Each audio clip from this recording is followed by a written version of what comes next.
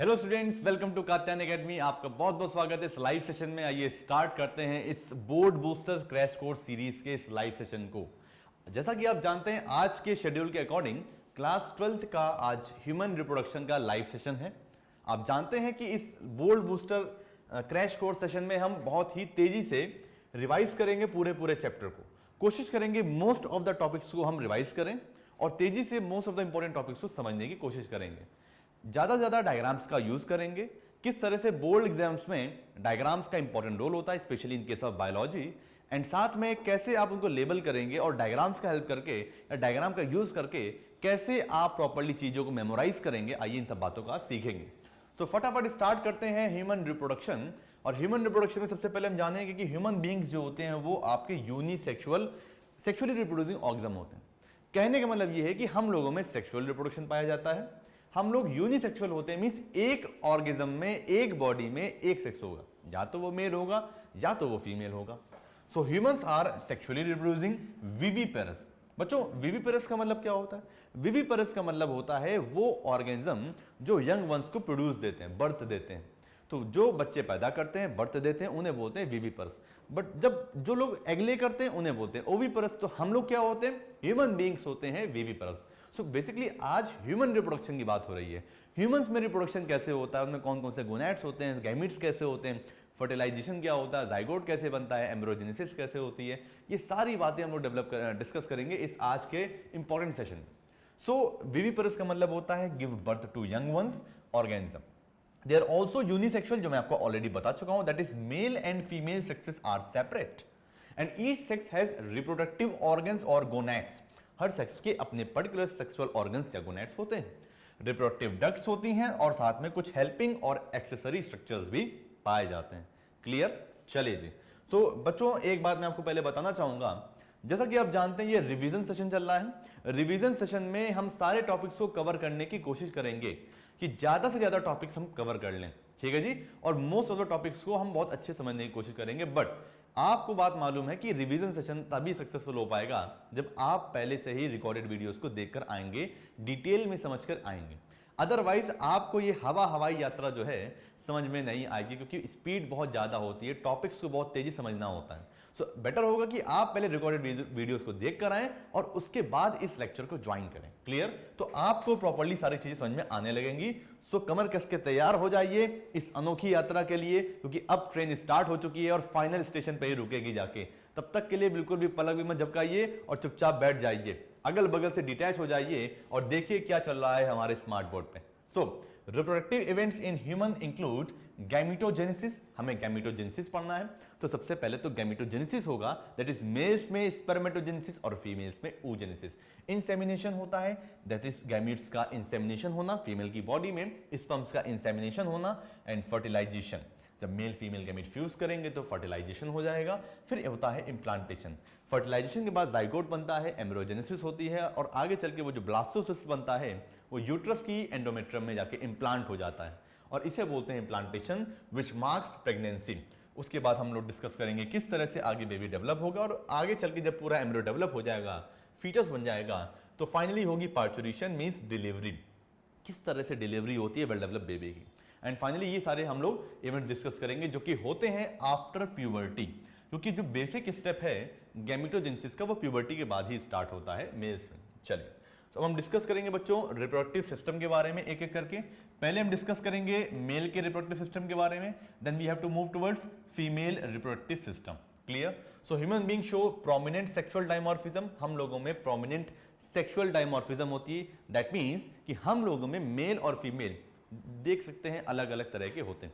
Means male को हम पहचान सकते हैं, माउस्टेच और बियर्ड होती है। फीमेल्स को हम पहचान सकते हैं, ब्रेस्ट होते हैं, और भी बहुत सारे सेकेंडरी सेक्सुअल कैरेक्टर्स होते हैं, लाइक आपकी हाई पिच वॉइस होती है, और भी बहुत सारी चीजें होती हैं। क्लियर? सो हम बात करेंगे कुछ प्राइमरी और सेकेंडरी सेक्स कैरेक्टर के बारे में कि एक्चुअली में ये प्राइमरी सेक्स कैरेक्टर क्या होते हैं। प्राइमरी सेक्स कैरेक्टर्स आपके वो कैरेक्टर्स होते हैं जो कि मेल्स और फीमेल्स दोनों में ही प्रेजेंट होते हैं सिंस बर्थ। ये बात बहुत इंपॉर्टेंट है कि बर्थ से ही प्रेजेंट होते हैं मेल और फीमेल दोनों में, लाइक एक्सटर्नल जेनेटेलियम। जब कभी बेबी पैदा होता है तो डॉक्टर्स और फैमिली मेंबर्स कैसे पहचानते हैं कि वो लड़का है या लड़की? प्राइमरी सेक्स कैरेक्टर से, यानी कि उसके एक्सटर्नल जेनेटेलिया से पहचानते हैं देख के कि ये लड़का है कि बच्चा लड़की है। Clear? So external genitalia are the example of primary sex character. While जब बच्चे बड़े हो जाते हैं, जब वो कपड़े वगैरह पहनने लगते हैं, तो हम कैसे पहचानेंगे? जब वो एक प्यूबर्टी की एज अटेन कर लेते हैं तो उसके बाद हम उनको पहचानते हैं उनके सेकेंडरी सेक्सुअल कैरेक्टर से, जो कि प्यूबर्टी पे आते हैं। मेल्स की प्यूबर्टी की एज अलग होती है, फीमेल्स की प्यूबर्टी की एज अलग होती है, और ये सेकेंडरी सेक्सुअल कैरेक्टर्स जो होते हैं ये प्यूबर्टी की एज में ही दोनों में आते हैं। चलिए जी, आगे चल के हम उसके बारे में भी डिस्कस करेंगे। आइए पहले डिस्कस करते हैं कुछ important topics like primary sex organ और सेकेंडरी सेक्स ऑर्गन्स के बारे में। बच्चों, प्राइमरी सेक्स ऑर्गन क्या होता है? बच्चों, प्राइमरी सेक्स ऑर्गन का मतलब वो सेक्स ऑर्गन्स जो बेसिकली इन्वॉल्व होते हैं गैमीट के प्रोडक्शन में, साथ में सेक्स हार्मोन्स के प्रोडक्शन में, ऐसे सेक्स ऑर्गन्स को बोलते हैं प्राइमरी सेक्स ऑर्गन। जबकि जो सेकेंडरी सेक्स ऑर्गन्स होते हैं ये वो सेक्स ऑर्गन्स होते हैं जो गैमीट तो नहीं प्रोड्यूस करते हैं या सेक्स हार्मोन्स तो नहीं प्रोड्यूस करते हैं, बट एक बहुत ही इंपॉर्टेंट रोल प्ले करते हैं रिप्रोडक्शन। सो रिप्रोडक्शन में इनका बहुत ही ज्यादा इंपॉर्टेंट रोल होता है। इन सेक्स ऑर्गन्स को बोलते हैं secondary sex organ. So secondary sex organ gamete नहीं प्रोड्यूस करेंगे, हार्मोन्स नहीं प्रोड्यूस करेंगे, दैट इज सेक्स हार्मोन्स नहीं प्रोड्यूस करेंगे, बट सेक्सुअल रिप्रोडक्शन में बहुत ही इंपॉर्टेंट रोल प्ले करते हैं, and these organ are known as secondary sex organs. So आइए सबसे पहले स्टार्ट करते हैं male reproductive systems. Human beings का जो मेल रिप्रोडक्टिव सिस्टम होता है, ऑफ कोर्स वो बहुत कॉम्प्लेक्स होता है, बहुत ज्यादा कॉम्प्लेक्सिटीज होती है स्ट्रक्चर्स में, और डिफिकल्ट टर्मिनोलॉजीज आती हैं, डिफिकल्ट नेम्स आते हैं जो कि आपको मेमोराइज करना पड़ेगा बाय प्रैक्टिस। जितनी ज्यादा प्रैक्टिस करेंगे उतना ज्यादा आप तेज हो जाएंगे, है ना? चलिए, सो प्राइमरी सेक्स ऑर्गन्स की बात करते हैं भैया। प्राइमरी सेक्स ऑर्गन्स क्या होते हैं? The testis are primary sex organs in male और man. Their description is given ahead, जो कि आगे चल के हम डिस्कस भी करेंगे कि टेस्टिस एक्चुअली में होते क्या है। सो पहली बात तो ये याद करनी कि भैया प्राइमरी सेक्स ऑर्गन्स तो टेस्टिस होते हैं मेल में। क्लियर? टेस्टिस की बात करते हैं। टेस्टिस आपके प्राइमरी सेक्स ऑर्गन है, मींस ये गैमेट्स भी प्रोड्यूस करेंगे और हार्मोन्स भी प्रोड्यूस करेंगे। इन्हें हम मेल गोनेड्स भी बोलते हैं, ये बात भी इंपॉर्टेंट। सो इन्हें मेल गोनेड्स बोलते हैं, यानी कि ये वो साइट होती है जहां पे मेल गैमेट्स या स्पर्म्स आपके बनते हैं। एक पेयर टेस्टिस पाए जाते हैं outside the abdominal cavity. Birth के पहले ये एब्डोमिनल कैविटी में पाए जाते हैं, बट बर्थ के बाद या बर्थ के कुछ समय पहले, बर्थ के बाद तो होते ही हैं, बट बर्थ के कुछ समय पहले ही ये एब्डोमिनल कैविटी में मूव कर जाते हैं, डिसेंड कर जाते हैं। क्लियर? और वो होते हैं स्क्रोटम में। कहां पे चले जाते हैं? स्क्रोटम। सो स्क्रोटम क्या होता है? ये पाउच लाइक स्ट्रक्चर होता है जिसे बोलते हैं स्क्रोटम। और स्क्रोटम की खास बात क्या होती है कि इसी के अंदर पाए जाते हैं वन पेयर टेस्टिस, जिसके अंदर बनते हैं मेल गैमीट्स। क्लियर? सो अगर टेस्टिस की बात की जाए तो हर टेस्टिस ओवल शेप का होता है, यह बात बहुत इंपॉर्टेंट है, राउंड नहीं, ओवल शेप का होता है, जैसा कि एग होता है। Measures about 4 to 5 centimetre in length and 2 to 3 centimetre in width. And ये जो आपके टेस्टिस होते हैं ये सस्पेंडेड होते हैं पाउच में यानी स्क्रोटम में बाय स्पर्मेटिक कॉर्ड। आपके जो स्पर्मेटिक कॉर्ड्स होती हैं ये हेल्प करती हैं हैंग करने में स्क्रोटम के अंदर। ये बात बहुत इंपॉर्टेंट है। इस डायग्राम को देखिए बच्चों, इस डायग्राम में देखेंगे तो ये पाउच लाइक स्ट्रक्चर दिख रहा है आपको, इससे बोलते हैं स्क्रोटम। जैसा कि मैंने आपको बताया कि हम बायोलॉजी में मोस्ट ऑफ द केसेस में थ्योरी को पढ़ेंगे, बट रिकॉर्डेड वीडियोस में आप थ्योरी को प्रॉपर्ली देख सकते हैं। जो आपके पास बुक पहुंची है, बुकलेट पहुंची है, आप उसको देख सकते हैं, बट प्रॉपर्ली यहाँ पे हम डायग्राम्स का हेल्प लेंगे और डायग्राम्स का हेल्प लेके हम समझेंगे कैसे चीजों को मेमोराइज कर सकते हैं, कम समय में तेजी से याद कर सकते हैं। क्लियर? सो आपको साफ साफ यहां पे दिख रहा है कि यहां पे एक पाउच लाइक स्ट्रक्चर जिसे बोलते हैं स्क्रोटम। इस स्क्रोटम के अंदर ये ओवल स्ट्रक्चर है जिसे बोलते हैं टेस्टिस, और टेस्टिस के अंदर ये दिख रहे हैं बहुत सारे ये चैम्बर्स, इन्हें बोलते हैं टेस्टिकुलर लोब्यूल्स, जो कि 200 से लेकर 250 तक एक टेस्टिस में हो सकते हैं। तो आप दिख रहे हैं टेस्टिकल्स आपको दिख गए, स्क्रोटम दिख गया, और साथ में आपको इसके ऊपर एक हाईली कनेक्ट आपकी कॉइल ट्यूब्यूल दिख रही है, इसे बोलते हैं एपिडाइडिमिस। क्लियर? और ये देखिए, ये रही स्पर्मेटिक कॉर्ड। ये स्पर्मेटिक कॉर्ड आ रही होती है और टेस्टिस को डिसेंड करने में क्या करती है? हेल्प करती है। सो स्पर्मेटिक कॉर्ड इस स्क्रोटम के अंदर टेस्टिस को लटके रहने में, डिसेंड करने में हेल्प करती है। और ये स्पर्मेटिक कॉर्ड आती है through inguinal canal. Inguinal canal जो होती है ये कैनाल होती है जो कि एब्डोमिनल कैविटी से स्क्रोटम के अंदर जाती है ताकि टेस्टिस वहां पे पहुंच सके। क्लियर? सो ये देखिए यहाँ पे ये रही स्पर्मेटिक कॉर्ड जो कि हेल्प करती है टेस्टिस को डिसेंड करने में। टेस्टिस ये रहे हमारे ओवल शेप होते हैं, एपिडाइडाइमिस रही, और साथ में आपको साफ साफ यहाँ पे दिख रहा होगा कि बच्चों ये ऊपर से इंग्वाइनल कैनाल के थ्रू पूरे अंदर डिसेंड करते हैं। इंग्वाइनल कैनाल ही हेल्प करती है टेस्टिस को यहाँ पे लाने में। क्लियर? इस डायग्राम को देखिए बच्चों, एक बार फिर से डिटेल डायग्राम है, बहुत सारी इंपॉर्टेंट बातें हम डिस्कस करेंगे टेस्टिस के बारे में, तो बिल्कुल भी पलक मत झपकाइएगा, क्योंकि अगर जरा सा भी ध्यान हटेगा तो दुर्घटना घट जाएगी। तुरंत समझ में आया? यानी कि कहने का मतलब ये कि फटाफट समझिए, बहुत सारी इंपॉर्टेंट बातें इस डायग्राम से मैं आपको समझाने की कोशिश करूंगा। वो बातें जो यहाँ पे लिखी नहीं है बट सब कुछ दिख रहा है आपको सामने, वो मैं आपको यहाँ पे समझाऊंगा। इस टेस्टिस को देखिए, ये टेस्टिस आपको दिखा। टेस्टिस की अगर बात की जाए तो टेस्टिस के अंदर अगर जाएंगे तो टेस्टिस के अंदर बहुत सारे चैम्बर्स होते हैं। इन चैम्बर्स को क्या बोलते हैं बताइए? टेस्टिकुलर लोब्यूल्स बोलते हैं। इन टेस्टिकुलर लोब्यूल्स के अंदर अगर जाएंगे तो मिल जाएगा सेमनीफेरस ट्यूब्यूल्स, एक highly coiled 1 to 3, her testicular lobule के अंदर 1 to 3 हाईली कॉइल्ड ट्यूब्यूल्स होती हैं, इन्हें बोलते हैं सेमनीफेरस ट्यूब्यूल्स। और सेमनीफेरस ट्यूब्यूल्स के एंडिंग से निकलती है रेटिटेस्टिस। रेटिटेस्टिस एक नेटवर्क होता है जो कि आगे चल के स्पर्म्स को बाहर ले जाने में हेल्प करता है। क्लियर? उसके बाद बात करेंगे तो टेस्टिस के ऊपर यहाँ पे एक हाईली कॉइल्ड स्ट्रक्चर होता है, इसे बोलते हैं एपिडिडाइमिस। क्या बोलते हैं? एपिडिडाइमिस बोलते हैं। और एपिडिडाइमिस की अगर बात की जाए तो एपिडिडाइमिस में स्पर्म्स पहुंचाने के लिए ये रेटिटेस्टिस और वास एफरेंशिया हेल्प करती हैं। तो रेटिटेस्टिस में पहले स्पर्म जाते हैं, उसके बाद जाते हैं वास एफरेंशिया से, और एक्चुअली में वास एफरेंशिया ही टेस्टिस से स्पर्म्स को बाहर एपिडिडाइमिस में लेके जाती हैं, इसलिए इनको एफरेंट डक्ट्यूल्स भी बोला जाता है। और अब बात करेंगे एपिडिडाइमिस की, तो एपिडिडाइमिस देखेंगे तो 3 पार्ट होते हैं। एपिडिडाइमिस के हेड को बोलते हैं कैपुट एपिडिडाइमिस, एपिडिडाइमिस की बॉडी को बोलते हैं कॉर्पस एपिडिडाइमिस, और जो टेल वाला पार्ट होता है उसे बोलते हैं कॉर्डा एपिडिडाइमिस। तो एपिडिडाइमिस के 3 पार्ट हो गए, caput, corpus, cauda, head, body and tail. Clear?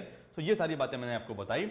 अब बात करते हैं सेमनीफेरस ट्यूब्यूल्स के बारे में, जो कि मैंने आपको टेस्टिकुलर लोब्यूल्स के अंदर दिखाई थी। ये रहे आपके टेस्टिस, ये रहे आपके टेस्टिकुलर लोब्यूल्स, और इसके अंदर रही है हाईली कॉइल्ड सेमनीफेरस ट्यूब्यूल। और ये सेमनीफेरस ट्यूब्यूल को अगर हम इसका क्रॉस सेक्शन कट करेंगे तो ये सेमनीफेरस ट्यूब्यूल लाइक हमें कुछ इस तरह की दिखेगी। हमने इस तरह से इसको दिखाया, और इसके अंदर के जो क्रॉस सेक्शन है हम इसको जूम करके यहाँ पे दिखा रहे हैं, तो लाइक कुछ इस तरह का ये दिखेगा इसका क्रॉस सेक्शन। तो आप देखेंगे इसका जो क्रॉस सेक्शन ऐसा कुछ दिखता है, ये यहाँ पे कुछ सारी सेल्स होती हैं, यहाँ पे बहुत सारी सेल्स इस तरह से अरेंज होती हैं, जो कि अभी मैं आपको डायग्राम से दिखाऊंगा। तो बेसिकली 2 तरह की सेल्स पाई जाती हैं। पहला होता है सर्टोली सेल, जिन्हें बोलते हैं नर्व सेल, और दूसरी तरह की सेल होती हैं मेल जर्म सेल्स और स्पर्मेटोगोनिया। क्लियर? सो स्पर्मेटोगोनिया क्या है? ये आपकी प्राइमरी या प्रिमोर्डियल जर्म सेल्स होती हैं, इन्हें स्पर्म मदर सेल्स भी बोल सकते हैं। स्पर्मेटोगोनिया होती, आगे चल के यही स्पर्मेटोजोआ बनाती। क्लियर? सर्टोली सेल यहाँ पे ये इस तरह की ये पिलर सेल्स होती हैं, ये सेमनीफेरस ट्यूब्यूल्स के अंदर होती हैं, ये सेमनीफेरस ट्यूब्यूल्स के अंदर होती हैं। तो ये सर्टोली सेल्स हो गए, इन्हें हम पिलर सेल्स या नर्व सेल्स भी बोल सकते हैं, और ये इमेच्योर या हम बोल सकते हैं डेवलपिंग स्पर्मेटोजोआ को नरिशमेंट देने का काम करती हैं। क्लियर? इस वजह से इन्हें नर्व सेल्स भी बोला जाता है। चलिए अब इस डायग्राम को देखिए, ये हो गया बढ़िया प्यारा सा डायग्राम, जिसमें आपको क्रॉस सेक्शन दिखाया जा रहा है सेमनीफेरस ट्यूब्यूल्स का। ये रही उसकी ल्यूमेन, और ये देखिए यहाँ पे खूब सारी ये रही sperm mother cell, sperm mother cell यानी कि स्पर्मेटोगोनिया। और आप देखेंगे बीच बीच में यहाँ पे ये इस तरह की पिलर लाइक सेल्स दिख रही हैं, इन्हें बोलते हैं सर्टोली सेल और नर्व सेल। क्लियर? और ये रही बेसमेंट मेम्ब्रेन या बेसल लमाइना, जहां पे ये सारी सेल्स अरेंज है। ये बीच का रहा है हॉलो ल्यूमेन। और अगर आप इस सेमनीफेरस ट्यूब्यूल्स के बाहर जाएंगे, यानी कि इंटरस्टिशियल स्पेस में जाएंगे, तो आपको यहाँ पे कुछ सेल्स का ये मास मिलेगा। इन सेल्स के मास को बोलते हैं लेडिक सेल। क्या बोलते हैं बताइए?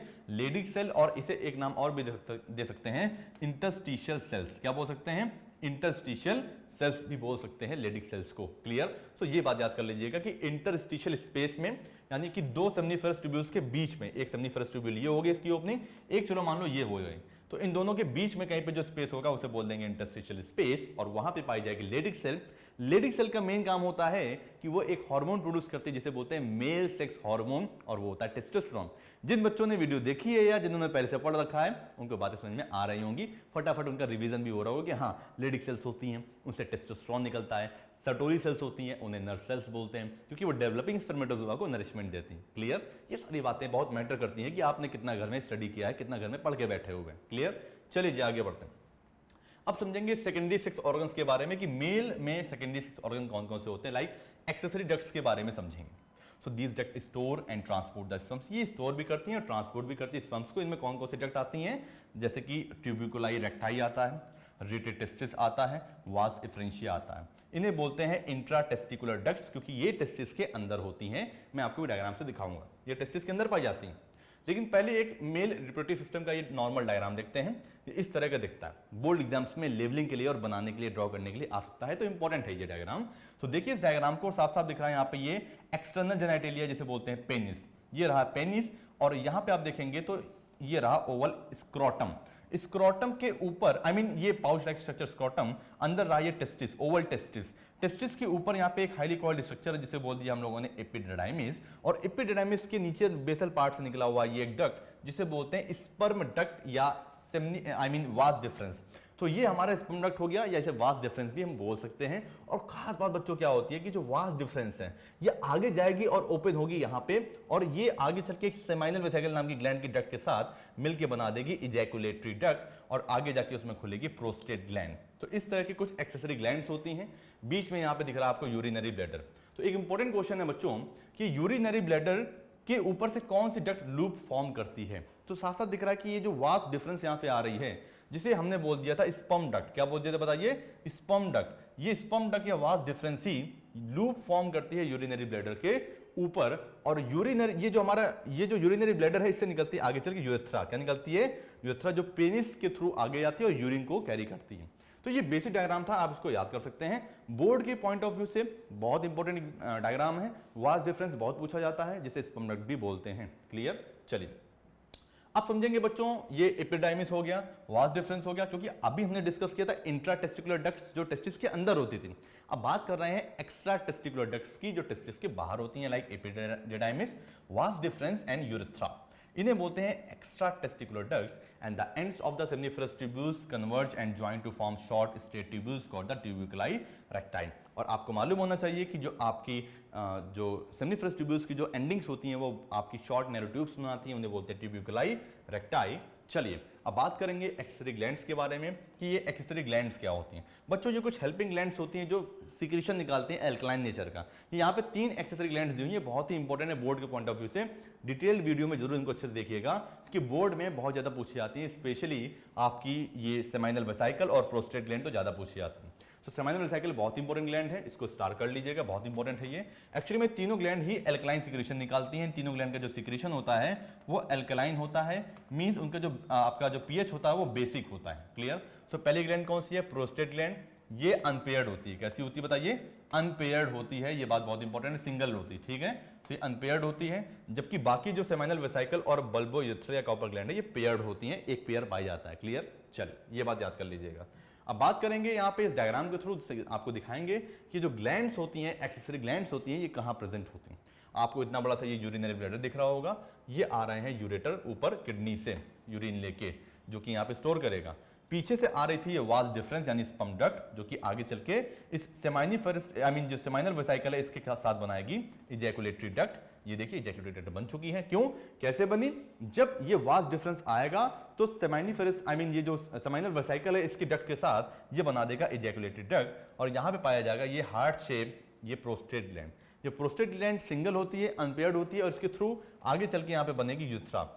यूरेथ्रा यहाँ से पास होगी, और यहाँ पे आप ध्यान दीजिएगा तो तीनों ग्लैंड दी हुई हैं, लाइक ये रही हमारी बल्बो यूरेथ्रा ग्लैंड जो कि मटर के दाने के जैसी होती है, और यूरेथ्रा के आसपास दोनों तरफ प्रेजेंट होती है बेनीथ द प्रोस्टेट ग्लैंड। और साथ में ये देखिए यहाँ पे ये रहा हमारे seminal vesicle, these are seminal vesicle, ये पेरी ग्लैंड रहे, दूसरी रही हमारी ये प्रोस्टेट ग्लैंड, और तीसरी रही हमारी ये बल्बो यूरेथ्रा या कॉपर्स ग्लैंड। ये तीनों ग्लैंड्स इस तरह से इस डायग्राम में लोकेटेड है, लेबलिंग के लिए तैयार रहिएगा।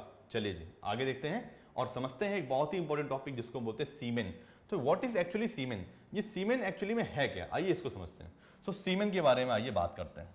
The secretion of necessary sex gland, that is seminal plasma and mucus, are added to the sperms to form the seminal fluid or semen. सीमेन कैसे बनता है, एक्चुअली में सीमेन कब बनता है, जब तीनों ग्लैंड जो हमारी तीनों एक्सेसरी ग्लैंड्स हैं ये तीनों मिलकर अपना सिक्रीशन करती हैं, तब बनता है सीमेन या सेमाइनल प्लाज्मा, जो कि बहुत जरूरी होता है स्पर्म्स की मोटिलिटी के लिए, उनको नरिशमेंट देने के लिए। क्लियर। सो ये करता क्या है, it provides medium for transmission of sperms, ताकि स्पर्म्स इजिली मूव कर सके।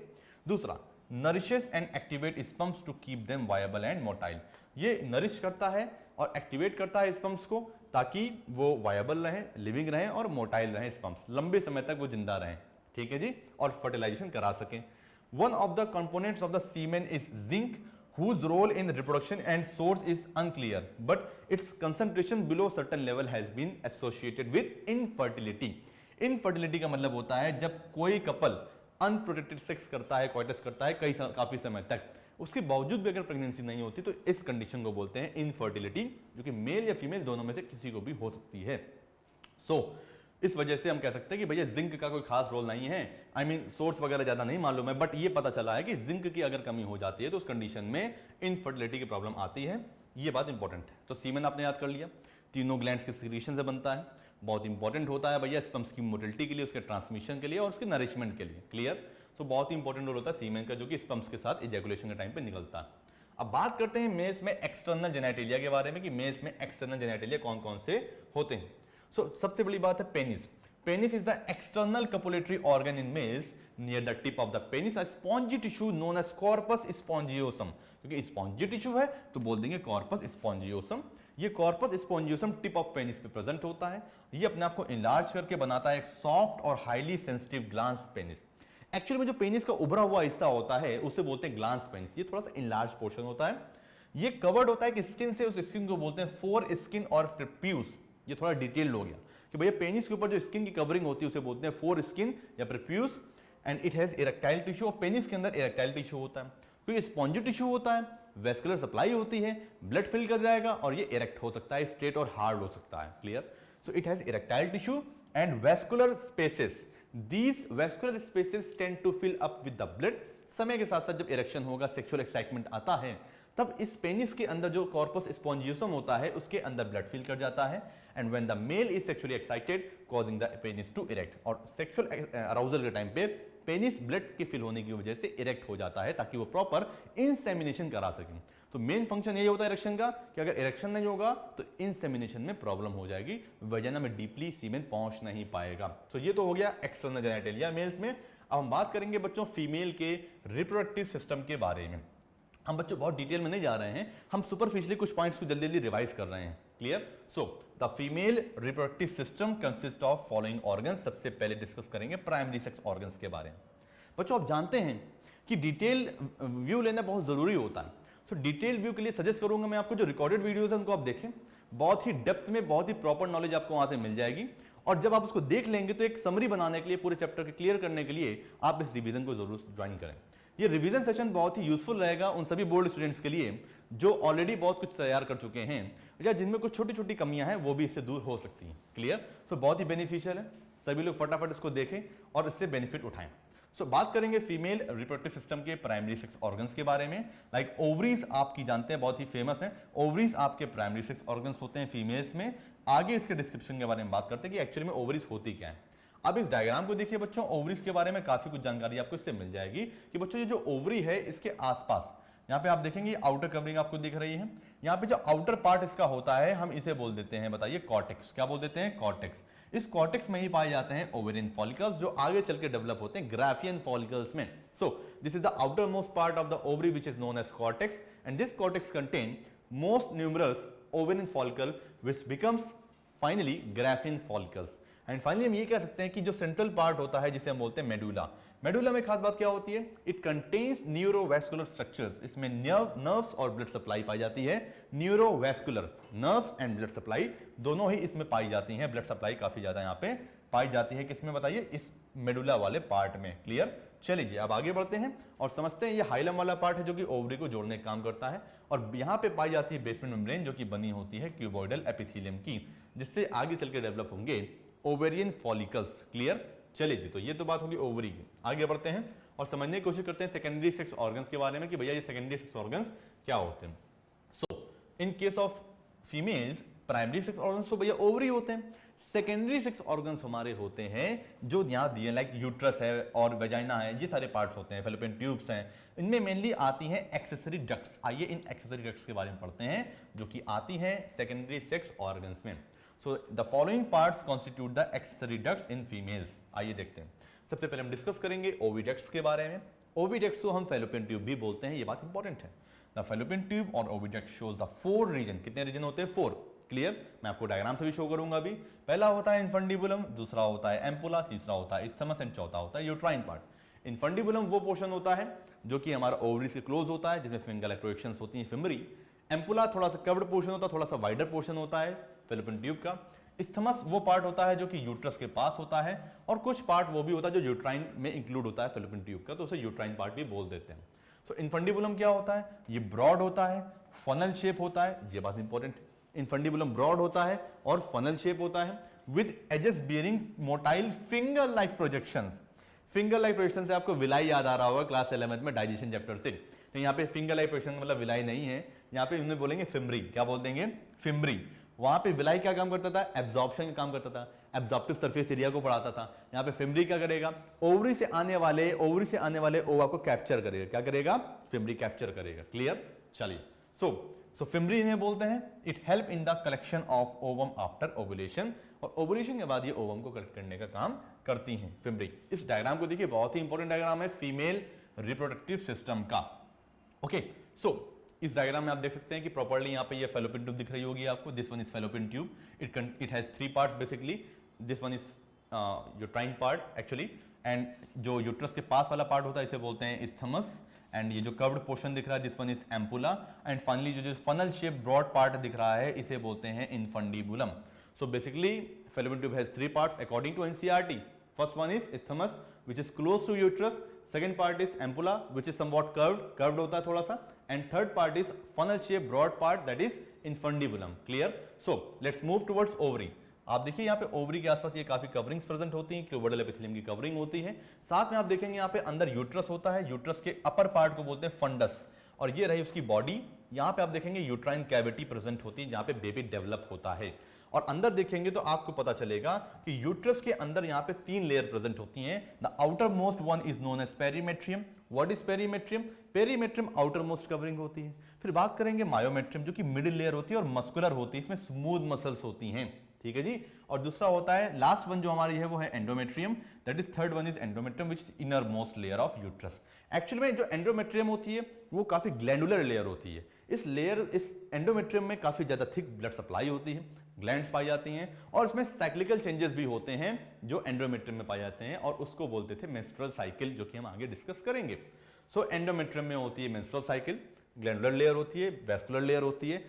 आपकी जो मायोमेट्रियम है इसमें स्मूथ मसल्स होती हैं, इनवॉलंटरी कॉन्ट्रैक्शंस होते हैं at the time of delivery in the presence of oxytocin hormone. वो सारी बातें भी हम आगे डिस्कस करेंगे। चलिए, तो ये तो बात होगी यूट्रस की लेयर्स के बारे में। अब बात करेंगे बच्चों, ये जो नैरो पोर्शन होता है यूट्रस का, इसे बोलते हैं सर्विक्स।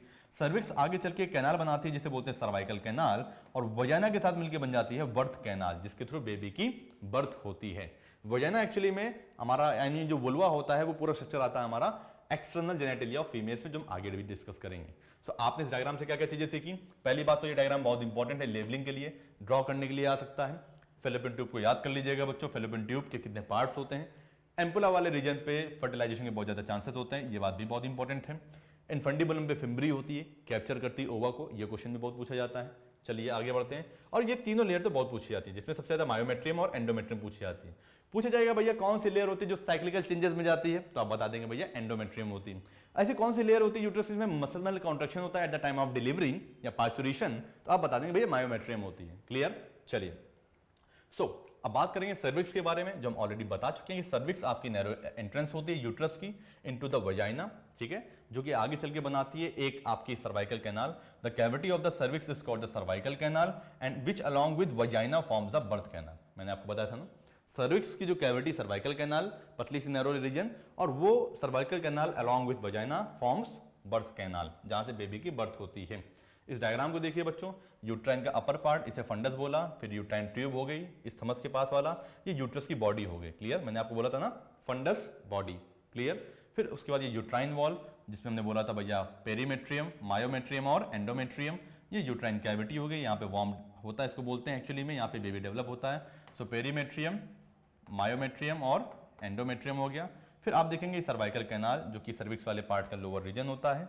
ठीक है जी। फिर यहाँ देखिए लोअर पार्ट में आपको दिखेगा एक्सटर्नल ऑस या एक्सटर्नल ओपनिंग, वजाइना की यहाँ पे दिख जाएगी कैविटी। इस कैविटी में ही यहाँ पे कपुलेशन के थ्रू इंसेमिनेशन होता है। क्लियर? चलिए अब बात करेंगे मेमरी ग्लैंड्स के बारे में बच्चों, बहुत ही इंपॉर्टेंट डायग्राम है। इस डायग्राम को देखिए, एनसीईआरटी का डायग्राम है, बोर्ड एग्जाम्स के पॉइंट ऑफ व्यू से बहुत इंपॉर्टेंट है।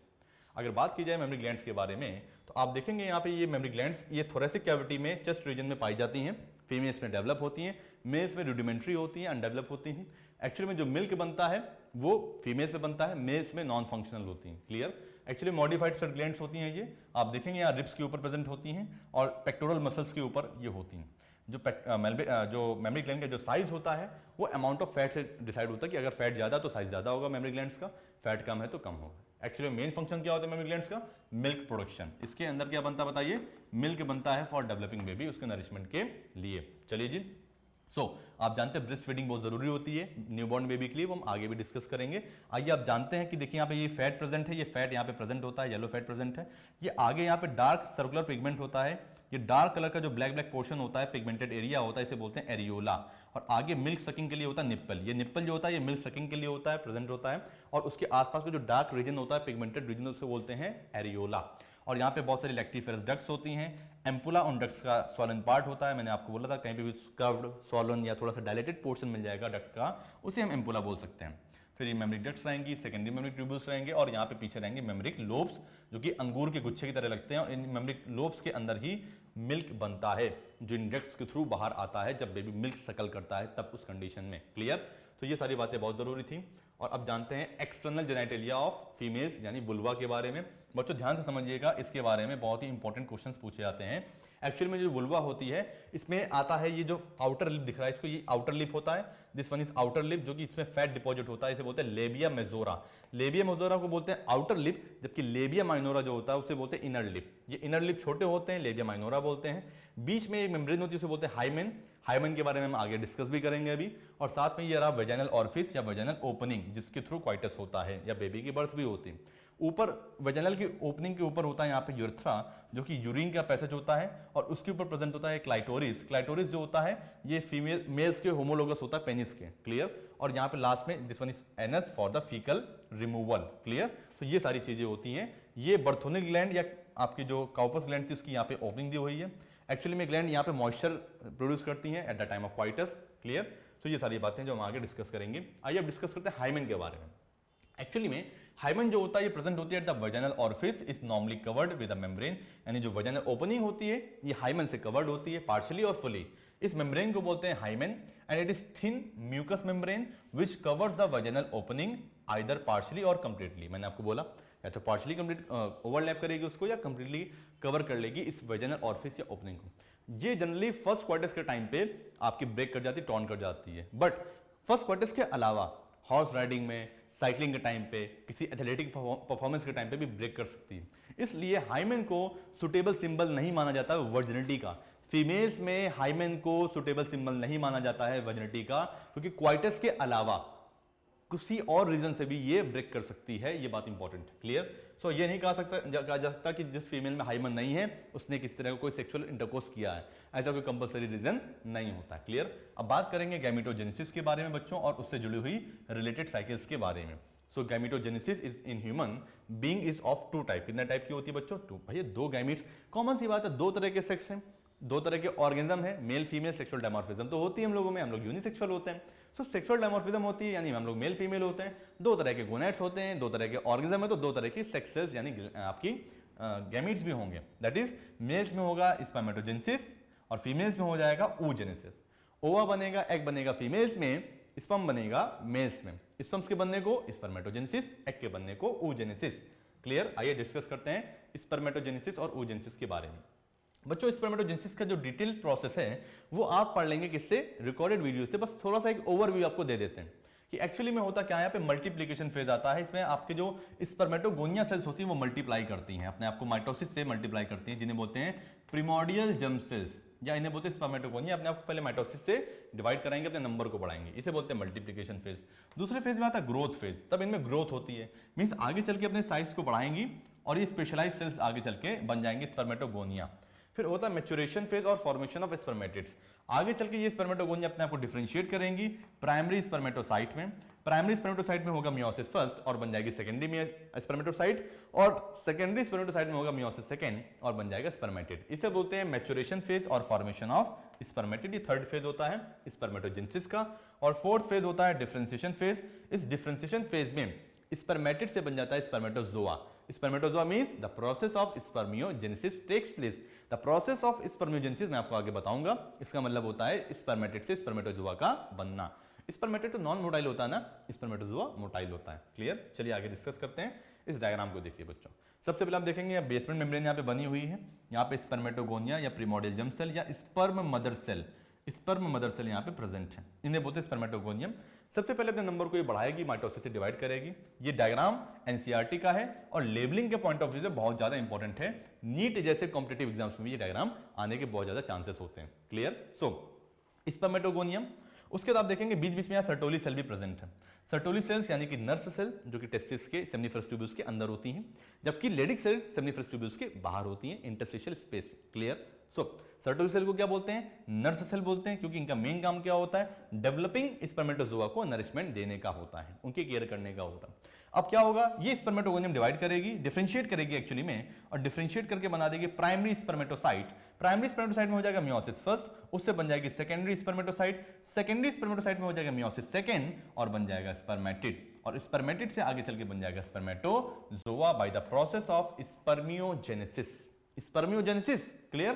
तो ये देखिए सारे सेल्स यहाँ पे बनी हुई हैं, ये स्पर्मेटोजोआ आपका बना हुआ है। आइए इसको और डिटेल में समझने की कोशिश करेंगे। तो पहले कुछ नोट पॉइंट की बात करते हैं। नोट पॉइंट क्या है?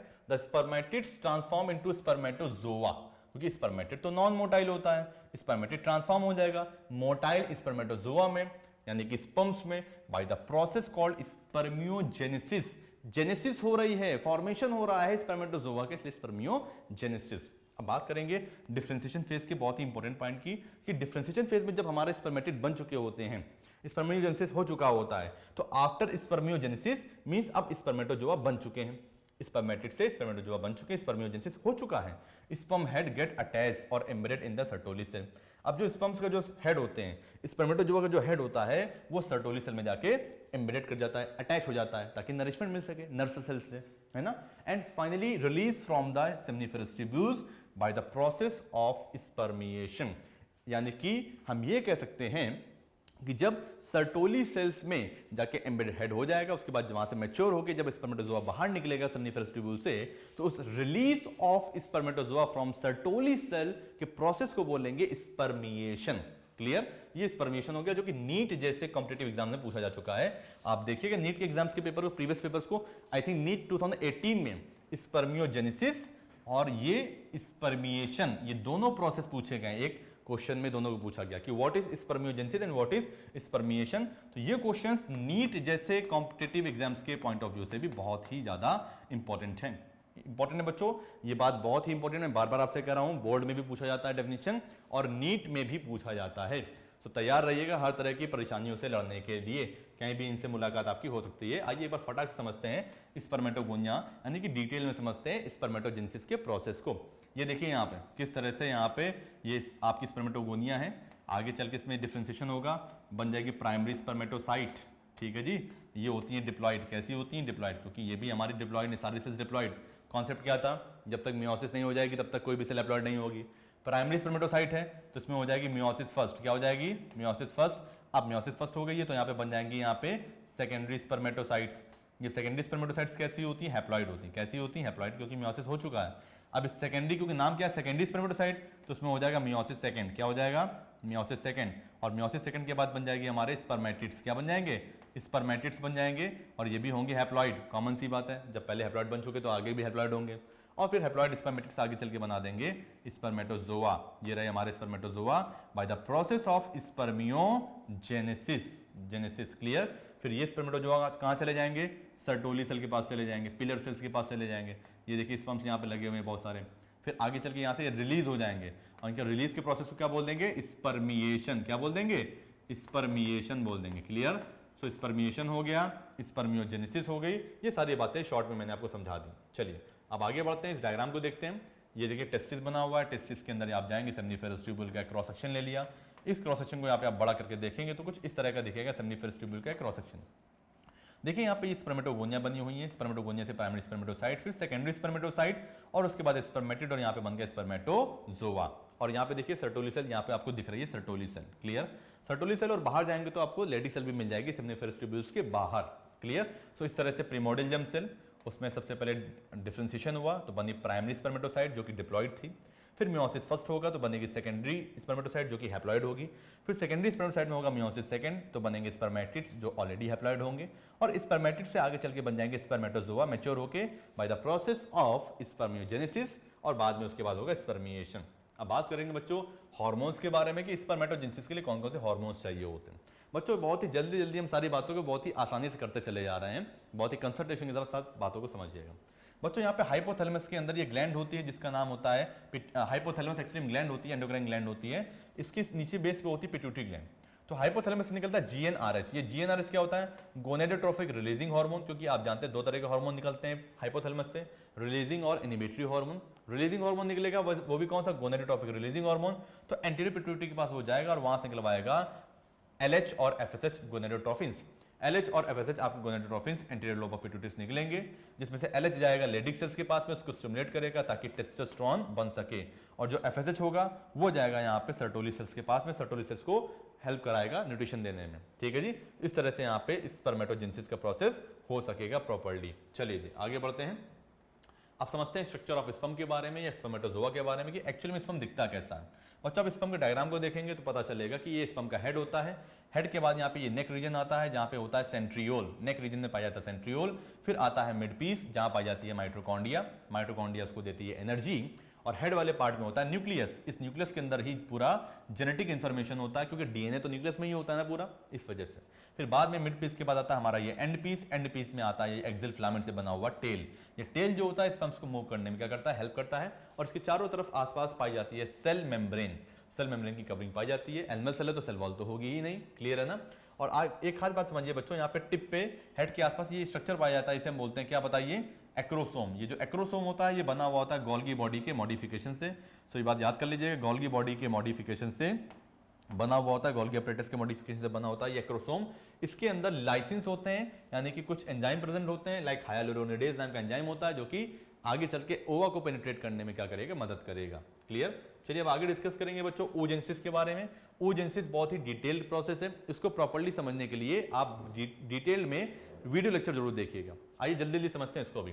ये प्रोसेस क्या होता है? oogenesis का मतलब होता है फॉर्मेशन ऑफ फीमेल गैमीट, क्योंकि इसमें बनते क्या है? एग्स बनते हैं। कहाँ बनते हैं? फीमेल से बनते हैं। खास बात क्या है? बिफोर बर्थ बनते हैं, ये बात इंपॉर्टेंट है। तो बिफोर बर्थ बनेंगे, that is during the embryonic development बनेंगे, but it is completed only after fertilization. Fertilization के बाद ही oogenesis का प्रोसेस कंप्लीट होता है। बहुत इंपॉर्टेंट बात है बच्चों कि बन तो बर्थ के पहले ही जाएंगे बेबी में, यानी कि जब कोई बेबी गर्ल अपनी मम्मी के पेट में होती है तभी उसके अंदर ओवा ओवरिन फॉलिकल बनना स्टार्ट हो जाता है। लेकिन वो प्रोसेस जो ओवा के बनने का होता है वो कंप्लीट कब होता है? आफ्टर फर्टिलाइजेशन ही हो पाता है। और ये सारी बातें होती हैं, ये सारा प्रोसेस होता है ओवरीज के अंदर, जो कि ओवरीज होती है प्राइमरी सेक्स ऑर्गन। आइए एक एक करके चारों फेजेस के बारे में डिस्कस करते हैं। सबसे पहले आता है मल्टीप्लिकेशन फेज। बच्चों इस फेज में क्या होता है? जो जर्मिनल एपिथेलियम की सेल्स होती हैं वो बहुत तेजी से माइटोटिक डिवीजन में जाती हैं, और अनडिफरेंशिएटेड जर्म सेल्स जो होती हैं उन्हें बोलते हैं oogonia। वो oogonia या एग मदर सेल, जैसे वहां पे स्पर्मेटोगोनिया थी, स्पर्म मदर सेल थी, ऐसे यहाँ पे oogonia या एग मदर सेल होंगी जो अपने नंबर को बढ़ाएंगी। Within each fetal ovary जो सेल्स होंगी ये डिवाइड करना स्टार्ट कर देंगी और प्रोफेज फर्स्ट में एंटर कर जाएंगी। ये बात बहुत इंपॉर्टेंट है। Prophase first of meiotic division and gets temporarily arrested at this stage and these cells are known as primary oocyte। यानी ये प्राइमरी oocyte बन चुकी हैं। मियोसिस फर्स्ट के प्रोफेज फर्स्ट में ये रुकी रहेंगी, बट अभी प्रोफेज फर्स्ट कंप्लीट नहीं हुआ है, अभी वहां पे अरेस्टेड है। ठीक है, और ये बर्थ की कंडीशन की बात है, बर्थ के पहले की। दूसरा आता है ग्रोथ फेज। ग्रोथ फेज में क्या होता है बच्चों कि इनमें ग्रोथ होगी। अब क्योंकि प्राइमरी oocyte तो बन चुकी है, प्रोफेज फर्स्ट में अरेस्टेड है वो, तो अब क्या होगा? Each primary oocyte then gets surrounded by the single layer of granulosa cells और फॉलिकुलर सेल्स। इनके आसपास फॉलिकुलर सेल्स की लेयर बन जाती है, इन्हें तब इसको बोल देंगे प्राइमरी फॉलिकल। यानी प्राइमरी oocyte के आसपास कुछ फॉलिकुलर सेल्स की लेयर बन गई है। Now about 2 millions of these follicles exist in the females before birth. और बर्थ के पहले लगभग इस तरह के प्राइमरी फॉलिकल कितने होते हैं? 2 millions होते हैं। And a large number of these follicles degenerate during the phase from birth to puberty. और जब बेबी की बर्थ होती है तो बर्थ से लेके प्यूबर्टी तक के टाइम पीरियड में बहुत सारे ये प्राइमरी फॉलिकल्स डीजेनरेट भी हो जाते हैं। एंड फाइनली हम कह सकते हैं कि प्यूबर्टी तक जब तक लड़की पहुंचती है, यानी 11 to 13 की एज तक पहुंचते पहुंचते गर्ल्स में 60,000 to 80,000 प्राइमरी फॉलिकल्स ही बचते हैं एक ओवरी में। पहले कितने थे बताइए? 2 millions थे एक ओवरी में। अब कितने बचे बताइए? 60,000 to 80,000 प्राइमरी फॉलिकल्स बचे। प्राइमरी फॉलिकल क्या है? वो फॉलिकल जिसके आसपास ग्रेनुलोसा लेयर्स की सेल्स की लेयर होगी और अंदर होगा प्राइमरी oocyte। क्या होगा बताइए?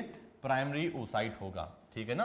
ये कितने बचते हैं? 60,000 to 80,000 बचते हैं, क्योंकि प्रोफेज फर्स्ट में अरेस्टेड थे मियोसिस फर्स्ट के। क्लियर। और ये आगे तब ओवा बनाएंगे जब पूरा मियोसिस सेकंड कंप्लीट हो जाएगा। अभी तो मियोसिस फर्स्ट में रुके हुए हैं भैया, वो भी प्रोफेज फर्स्ट में रुके हुए हैं। क्लियर? तो एक बात ये भी है कि भैया आपको मियोसिस भी मालूम होना चाहिए। अगर आपको मियोसिस ही नहीं मालूम है कि प्रोफेज फर्स्ट क्या होता है, तो फिर कहीं ना कहीं आपके अंदर कमी है, आपने कहीं ना कहीं 11th में लापरवाही की है, काम चोरी की है। तो कहीं ना कहीं पहले आप मियोसिस को अच्छी तरह समझिए, उसके बाद आपको प्रॉपर्ली समझ में आ जाएगा कि सारी बातें क्या हो रही हैं। The primary follicle get surrounded by the more layers of the granulosa cells and a new theca form secondary follicle. आगे चल के क्या होगा, जब थोड़ा डेवलपमेंट प्यूबर्टी आ जाएगी तो ये जो प्राइमरी फॉलिकल सेल्स होंगी इसके आसपास और भी फॉलिकुलर सेल्स या ग्रेनुलोसा सेल्स बन जाएंगी, और आगे चल के यही प्राइमरी फॉलिकल आगे चल के जब इसके ऊपर आसपास और लेयर बन जाएंगी तो now this more develop follicle becomes secondary follicle. इसे बोल देंगे सेकेंडरी फॉलिकल। क्या बोल देंगे? सेकेंडरी फॉलिकल बोल देंगे। क्लियर? तो ये सेकेंडरी फॉलिकल हो चुका है, बट सेकेंडरी फॉलिकल के अंदर भी अभी प्राइमरी oocyte ही है, ये बात याद कर लीजिएगा। ठीक है, आगे देखिए। चलो तो देखो बच्चों, इस ओवरी के अंदर देखिए यहाँ पे साफ साफ दिख रहा है यहाँ पे किस तरह से ये ओवरिन फॉलिकल्स हैं, ये प्रिमोडियल फॉलिकल्स हैं। ये प्रिमोडियल फॉलिकल या ओवरिन फॉलिकल आगे चल के डेवलप करेंगे। इसमें मियोसिस फर्स्ट यानी प्रोफेज फर्स्ट में ये पूरा मियोसिस फर्स्ट अरेस्ट हो जाएगा। अब ये बन चुका है प्राइमरी फॉलिकल्स, क्योंकि आसपास इसके फॉलिकुलर सेल्स बन चुकी हैं और अंदर है ये हमारी प्राइमरी oocyte। आगे चल के क्या होगा, ये डेवलप करेगी और डेवलप करके बन जाएगी हमारी सेकेंडरी फॉलिकल। सेकेंडरी फॉलिकल में थोड़ी बहुत कैविटी बन जाती है, बट अभी प्रॉपर्ली कैविटी बनी नहीं है।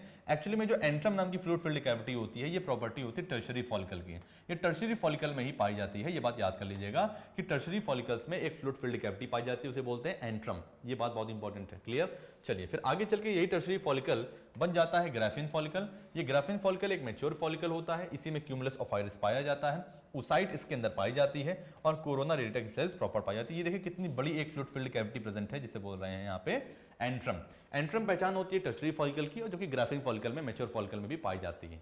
और आफ्टर फाइनली हम ये कह सकते हैं कि जैसे ग्राफिन फॉलिकल बनेगी यानी कि मैच्योर फॉलिकल बन जाएगा, ये रप्चर कर जाएगा। रप्चर करने का मतलब है कि ओवुलेशन हो जाएगा, और जब ओवुलेशन हो जाएगा तो यहाँ पे oocyte बाहर आ जाएगा। क्लियर? और रप्चर्ड फॉलिकल के बाद यहाँ पे इसका जो कवरिंग बचेगा, फॉलिकुलर छिलका जो बचेगा, इस छिलका को बोलेंगे, हम बोल सकते हैं कॉर्पस लूटियम। ये बन जाएगा हमारा कॉर्पस लूटियम, जो एक तरह का आउटर कवरिंग या छिलका होगा हमारा इस ग्राफिन फॉलिकल, क्योंकि oocyte तो बाहर आ चुका है हमारा, है ना। तो ये हो जाएगा सेकेंडरी oocyte। अब इस कंडीशन में क्या बोलेंगे, इसको सेकेंडरी oocyte बोलेंगे, जो कि मेटाफेज सेकंड में अरेस्टेड होगा इस समय। ठीक है, और उसके बाद ये कॉर्पस लूटियम होगा जो कि निकालता है प्रोजेस्टेरॉन हार्मोन, और आगे चल के ये डिजेनरेट करेगा और बना देगा कार्पस एल्बिकेंस। क्लियर? सो कार्पस एल्बिकेंस को बोलते हैं व्हाइट बॉडी और कार्पस लूटियम को बोलते हैं येलो बॉडी। ये बात बहुत इंपॉर्टेंट है, याद कर लीजिएगा। चलिए अब हम आगे डिस्कस करेंगे बच्चों इस मैच्योरेशन फेज के बारे में। तो मैच्योरेशन फेज में क्या होता है आप जानते हैं, during this phase the secondary follicle transform into tertiary follicle. Secondary follicle convert हो जाएगा टर्शरी फॉलिकल में, क्योंकि और फॉलिकुलर सेल्स का नंबर बढ़ जाएगा। तो एक डेवलपमेंटल स्टेज है, फॉलिकुलर सेल्स का नंबर बढ़ जाएगा तो आप उसको बोल देंगे tertiary follicle. And these are characterized by the fluid filled cavity called antrum. मैंने आपसे बोला था कि टर्शरी फॉलिकल की पहचान क्या होती है, these are characterized by fluid filled cavity called antrum. Clear? So the theca layer is organized into a inner theca interna and theca externa. ये जो थीका लेयर्स होती हैं, कवरिंग लेयर होती है, दो पार्ट में होती है। आउटर लेयर को बोलते हैं थीका एक्सटर्ना, इनर को बोलते हैं थीका इंटरना। क्लियर? चलिए बच्चों एक बात बहुत ध्यान समझिएगा, कुछ कमियां हैं जिनको दूर करना अभी बाकी है। यानी कि अगर आपने प्रॉपर्ली मियोसिस नहीं पढ़ा हुआ है, मेटाफेज सेकंड क्या होता है, प्रोफेज फर्स्ट क्या होता है, स्पेशली अपने जो बेसिक नॉलेज होती है फॉलिकुलर डेवलपमेंट की वो नहीं ली हुई है, तो आपको चीज़ों को समझने में थोड़ी सी दिक्कत तो होगी। और उस दिक्कत को सॉल्व करने का प्रॉब्लम या तरीका यही है कि आप प्रॉपर्ली बेसिक चीज़ों को पहले सीखें, उसके बाद इन सब चीज़ों को सीखें। डायरेक्टली आप इन चीज़ों पे कूद जाएंगे आके तो बहुत प्रॉब्लम आ सकती है, आपको समझने में दिक्कत होगी, फिर कहोगे सर समझ में नहीं आ रहा है, ये सारी प्रॉब्लम हो सकती है आपको। ठीक है, तो पहले कुछ बेसिक जो चीज़ें हैं, बेसिक कॉन्सेप्ट को क्लियर करिए। जब बेसिक कॉन्सेप्ट क्लियर हो जाएंगे कि what is metaphase second, what is prophase first, तो उसके बाद ये सारी चीज़ समझ में आने लगेंगी। उसके बाद आपको ये प्रॉपर्ली याद करना पड़ेगा, अच्छा प्राइमरी फॉलिकल में ये होता है, सेकेंडरी फॉलिकल में ये होता है, टर्शरी फॉलिकल में ये होता है, कुछ बातें मेमोराइज भी करनी पड़ेंगी। तो कहीं ना कहीं आपको हार्डवर्क तो करना ही पड़ेगा, कुछ पाने के लिए कुछ खोना पड़ेगा, और खोना कुछ नहीं है। आप अगर 1 घंटे मूवी देख सकते हैं तो 1 घंटे आप पढ़ भी सकते हैं और आपको बहुत अच्छे मार्क्स मिल सकते हैं और आपके चेहरे पे बहुत अच्छी खुशी आएगी उससे। चलिए, और आपका कॉन्फिडेंस बिल्ड होगा, आप बहुत अच्छे इंसान बन जाएंगे। क्लियर? सो मेहनत करते रहिए और सीखते रहिए। अगर आपको चीज़ें समझ में नहीं आ रही हैं, इसका मीन्स कहीं ना कहीं आप में कमी है, कुछ बेसिक बातें आपको नहीं आती हैं, कुछ कॉन्सेप्ट्स की क्लियरिटी नहीं है, तो उन कॉन्सेप्ट्स को क्लियर करिए और ईमेल करके हमें क्वेश्चंस भेजिए query@kaatyanacademy.com पे, हम उन क्वेश्चंस को सॉल्व करने की कोशिश करेंगे। So the primary oocyte with in this tertiary follicle, अब टर्शरी फॉलिकल के अंदर ये जो प्राइमरी oocyte थी डिवाइड करेगी, साइज में अपने आपको बढ़ाएगी और fully grown primary follicle completes it's first meiotic division, meiosis first complete हो जाएगा और बन जाएगा 2 डॉटर न्यूक्लियाई इन विच 1 लार्जर हैप्लॉइड, क्योंकि अनइक्वल मियोटिक डिवीजन होता है। इसमें जो बड़ी वाली हैप्लॉइड सेल होगी उसे बोल देंगे सेकेंडरी oocyte या ओवम, जिसी को ओवम भी बोल सकते हैं, क्योंकि मियोसिस तो फर्टिलाइजेशन के बाद कंप्लीट होता है ना, इसलिए इसको ही ओवम बोल देते हैं, सेकेंडरी oocyte को। तो एक्चुअली में जब ओवुलेशन होता है तो जो बाहर आता है वो सेकेंडरी oocyte ही होती है, क्लियर, ग्राफिन फॉलिकल से सेकेंडरी oocyte ही बाहर आती है। And tiny one is called first polar body, और जो छोटा वाला जो हमारा अनइक्वल डिवीजन से बनता है दूसरी सेल, उसे बोलते हैं फर्स्ट पोलर बॉडी, जो बाद में डीजनरेट कर जाती है। And the secondary oocyte retains bulk of the nutrients and the rich cytoplasm of the primary oocyte, और जो सेकेंडरी oocyte होती है उसका जो मेजॉरिटी ऑफ द कंपोनेंट होता है वो प्राइमरी oocyte का सेकेंडरी oocyte में चला जाता है, पोलर बॉडी को कुछ नहीं मिलता है, ठीक है। आइए इस डायग्राम को देखिए, एनसीईआरटी डायग्राम है, कंपेयर कर सकते हैं स्पर्मेटोजेनेसिस को और oogenesis को। देखिए साथ में जो oogenesis है यहाँ पे क्या है, देखिए फीटल लाइफ में स्टार्ट हो चुकी है, जबकि स्पर्मेटोजेनेसिस जो है वो प्यूबर्टी पे स्टार्ट हो रही है, ये बात बहुत इंपॉर्टेंट है।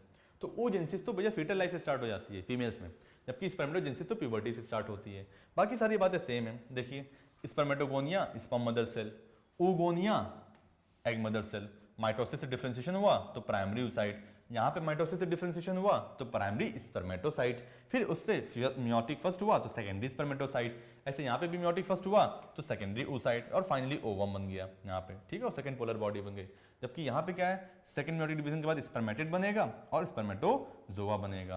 प्लॉइडी देख लो भैया, अगर कभी कोई आपसे पूछे कि प्राइमरी स्पर्मेटोसाइट कैसी होती है, क्योंकि मियोसिस अभी हुआ नहीं है तो ये डिप्लॉइड हो जाएगी, फिर मियोसिस के बाद सेकेंडरी स्पर्मेटोसाइट बनती है तो ये हैप्लॉइड हो जाएगी, फिर आगे की सारी सेल्स कैसी हो जाएंगी, हैप्लॉइड ही मानी जाएंगी, क्योंकि एक बार मियोसिस हो गया तो सारी सेल्स हैप्लॉइड। ऐसे यहाँ पे भी है बच्चों, प्राइमरी oocyte डिप्लॉइड मानी जाती है, उसके बाद जैसे सेकेंडरी oocyte बनेगी हैप्लॉइड, और आगे की सारी सेल्स हैप्लॉइड, पोलर बॉडी भी हैप्लॉइड ही होती है, क्लियर बात रखिएगा दिमाग में। अब बात करते हैं डिफरेंस बिटवीन स्पर्मेटोजेनेसिस और oogenesis के बारे में, कि दोनों में डिफरेंस क्या होता है, what is the actual difference between spermatogenesis and oogenesis। बच्चों स्पर्मेटोजेनेसिस तो आपका कंप्लीट होता है टेस्टिस में, बिगन भी होता है कंप्लीट भी होता है, जबकि oogenesis ओवरी में स्टार्ट होती है और कंप्लीट होती है फीमेल के रिप्रोडक्टिव ट्रैक्ट में, यानी ओविडक्ट में, क्योंकि ओविडक्ट में होता है फर्टिलाइजेशन एम्पुलरी स्टमक रीजन पे, और वहीं पे जब फर्टिलाइजेशन होता है तभी तो मियोसिस सेकंड कंप्लीट हो पाएगा, जब स्पर्म्स का सेंट्रियोल वहां पहुंचेगा, clear. So spermatogenesis is not a cyclic process, ये कोई साइक्लिक प्रोसेस नहीं है, लगातार रोज होता रहता है, हर समय होता रहता है, स्पर्म बनते रहते हैं बॉडी में, लेकिन oogenesis एक साइक्लिक प्रोसेस होता है, completed every 28 to 29 days, menstrual cycle तो आपने पढ़ी ही होगी, सुनी भी होगी। स्पर्मेटोगोनिया जो होती है ये चेंज होती है प्राइमरी स्पर्मेटोसाइट में, जबकि यहाँ पे जो oogonia होती है वो चेंज होती है प्राइमरी oocyte में, बस टर्मिनोलॉजी का डिफरेंस है, बाकी चीजें वही है, ठीक है ना। चलिए अगला डिफरेंस क्या है, स्पर्मेटोजेनेसिस में आप बात करेंगे तो जो प्राइमरी स्पर्मेटोसाइट होती है वो डिवाइड करती है और बनाती है 2 सेकेंडरी स्पर्मेटोसाइट मियोसिस फर्स्ट की वजह से, जो कि इक्वल दिखती है, एक जैसी होती हैं, जबकि यहाँ पे प्राइमरी oocyte जो होती है वो डिवाइड करके मियोसिस फर्स्ट से बनाती है सेकेंडरी oocyte, और एक बनती है पोलर बॉडी, और ये होता है अनइक्वल डिवीजन से। तो सेकेंडरी oocyte जो होती है वो बड़ी होती है और पोलर बॉडी बहुत छोटी होती है, क्योंकि मेजॉरिटी ऑफ जो कंपोनेंट होता है प्राइमरी oocyte का वो चला जाता है सेकेंडरी oocyte में, क्लियर। चलिए ये तो वही बात हुई कि भैया प्राइमरी oocyte डिवाइड कर रही थी, इसके दो बच्चे हुए, पहला हुआ सेकेंडरी oocyte, दूसरा हुआ पोलर बॉडी। इस माँ ने, प्राइमरी oocyte वाली माँ ने एक बच्चे को पूरी प्रॉपर्टी दे दी, अपने पूरा प्यार एक बच्चे को दे दिया, पोलर बॉडी को कुछ नहीं मिला, है ना, तो छोटी रह जाएगी, वो बाद में डिजनरेट कर जाएगी, क्लियर। स्पर्मेटोजेनेसिस की बात करेंगे तो each secondary spermatocyte divide two form 2 spermatid, secondary spermatocyte में जब आगे डिवाइड करेगी तो हर सेकेंडरी स्पर्मेटोसाइट से 2 स्पर्मेटिड बनेंगे। ऐसे यहाँ पे क्या होगा, सेकेंडरी oocyte में डिवाइड होकर सिर्फ और सिर्फ एक oocyte बनेगा, ये बात इंपॉर्टेंट है, और एक और पोलर बॉडी बन जाएगी, वहां पे पोलर बॉडी बनेगी और एक ओवम बन जाएगा। सो स्पर्मेटोगोनियम फॉर्म्स 4 स्पर्मेटोजोआ, एक स्पर्मेटोगोनियम से 4 स्पर्मेटोजोआ बनते हैं, ये बात बहुत इंपॉर्टेंट है, जबकि यहाँ पे देखोगे तो एक oogoनियम से सिर्फ एक ओवा बन रहा है, ये बात बहुत इंपॉर्टेंट है, क्योंकि यहाँ तो बाकी तो पोलर बॉडी बन गई ना, बाकी बन जाएगी पोलर बॉडी। चलिए आगे बात करेंगे बच्चों स्ट्रक्चर ऑफ ओवम के बारे में, कि ओवम एक्चुअली में दिखता कैसा है। सो ओवम क्या होता है, राउंडेड होता है, नॉन मोटाइल होता है, आप जानते हैं फीमेल गैमेट जो होते हैं वो नॉन मोटाइल होते हैं, काफी साइज में बड़ा होता है।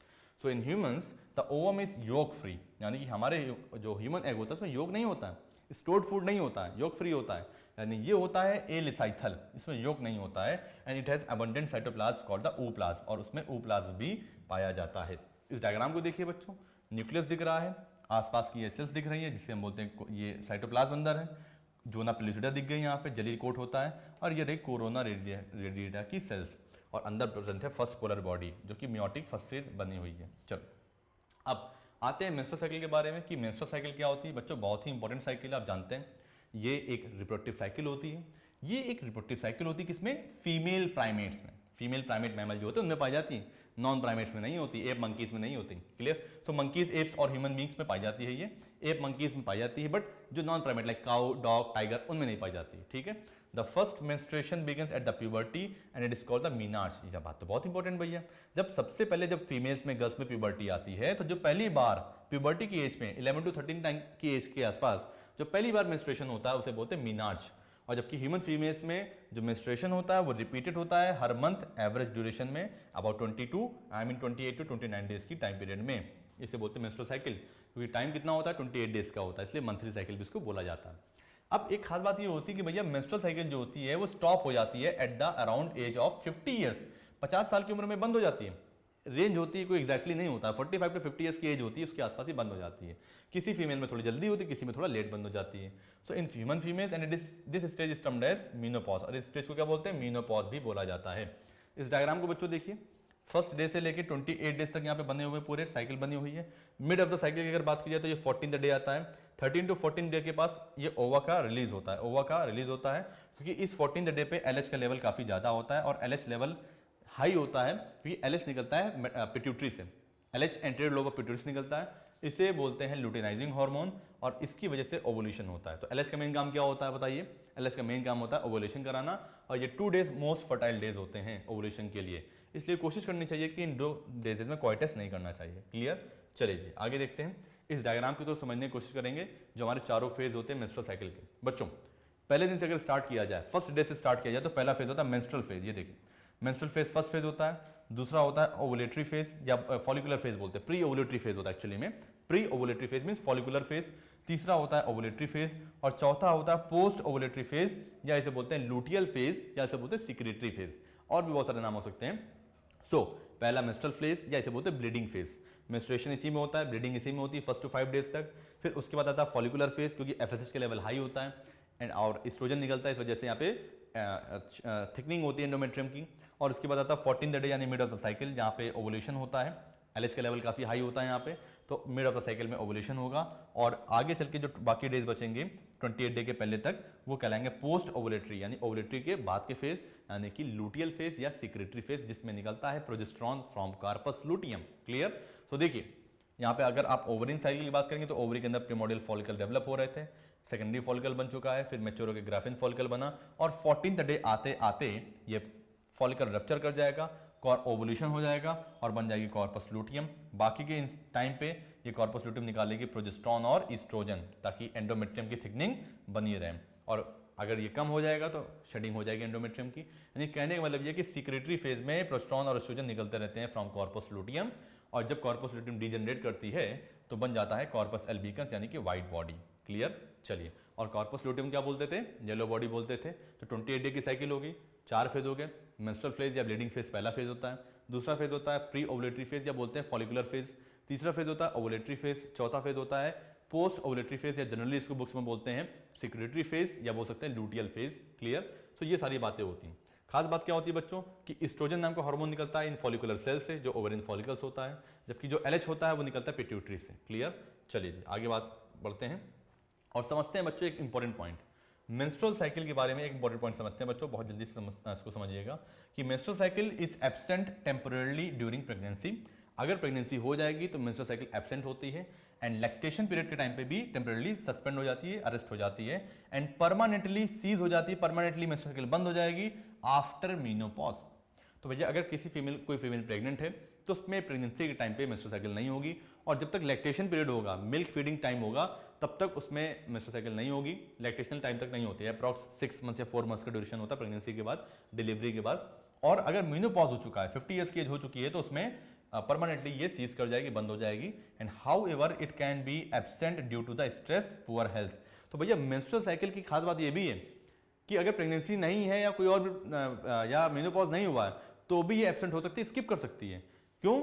जब कभी स्ट्रेस होता है फीमेल्स को ज्यादा, उस कंडीशन में पुअर हेल्थ होती है, ब्लड की कमी एनीमिया होता है उस कंडीशन में, and menstruation is also called weeping of uterus, इसे यूट्रस की वीपिंग भी बोलते हैं, for the loss of ovum और the funeral of the unfertilized egg. ऐसा माना जाता है कि एग फर्टिलाइज नहीं हो पाया, इस चक्कर में क्या हुआ, ब्लीडिंग हो रही है, ठीक है, फ्यूनरल हो रहा है उस अनफर्टिलाइज्ड एग का।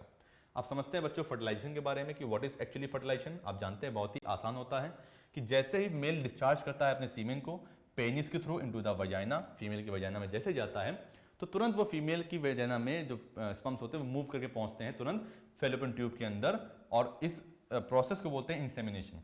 यानी कि क्वाइटस के प्रोसेस के थ्रू जैसे ही सीमेन वजाइना में पहुंच गया, इस प्रोसेस को बोलते हैं इंसेमिनेशन, गैमीट्स अंदर पहुंच चुके हैं। उसके बाद क्या होगा? The process of fusion of sperm with an ovum is called fertilization. अब ओवा स्पर्म से फ्यूज करेगा और ये प्रोसेस क्या कहलाएगा बताइए? फर्टिलाइजेशन कहलाएगा। फर्टिलाइजेशन जो होता है ये हो सकता है अगर ओवम और स्पर्म्स एक साथ ट्रांसपोर्टेड हो जाएं जंक्शन पे, क्योंकि आप जानते हैं कि भैया फेलोपियन ट्यूब में जो एम्पुला वाला रीजन होता है, एम्पुला और स्मस के आसपास के जो रीजन होता है वहां पे फर्टिलाइजेशन होता है, और ये तभी पॉसिबल जब इधर से ओवा पहुंच जाए ओवरी से होते हुए और इधर से स्पर्म पहुंच जाए। जब दोनों साथ में पहुंच जाएंगे तभी ये पॉसिबल होता है साइमल्टेनियसली। तभी इसी वजह से क्या होता है, कभी स्पर्म पहुंचा तो कभी ओवा नहीं था, कभी ओवा पहुंचा तो वहां पे स्पर्म नहीं था। इस वजह से हर क्वाइटस में फर्टिलाइजेशन पॉसिबल नहीं होता है। क्लियर? जब दोनों साथ में एक साथ साइमल्टेनियसली ट्रांसपोर्टेड हो जाएंगे उस जंक्शन पे तब फर्टिलाइजेशन हो जाएगा। तो देखिए नोट पॉइंट है यहाँ पे, ovum secrete fertilizin and sperm possesses surface protein called anti fertilizin. ये बात बहुत इंपॉर्टेंट है बच्चों। नीट जैसे कॉम्पिटिटिव एग्जाम में बहुत ज्यादा पूछा जाता है कि भैया ओवम में जो प्रोटीन पाई जाती है, जो ओवम सिक्रीट करता है वो प्रोटीन कौन सी होती है? फर्टिलाइजिन ओवम में होती है।